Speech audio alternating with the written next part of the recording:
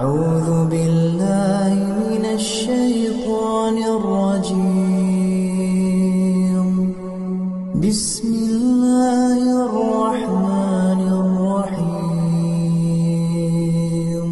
تبارك الذي نزل الفرقان على عبده ليكون للعالمين نذيرا.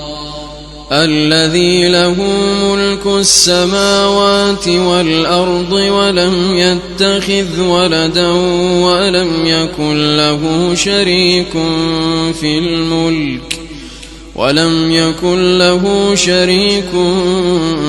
في الملك وخلق كل شيء فقدره تقديرا.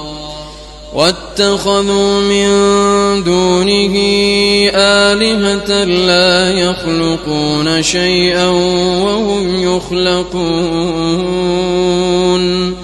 ولا يملكون لأنفسهم ضرا ولا نفعا ولا يملكون موتا ولا حياة ولا نشورا.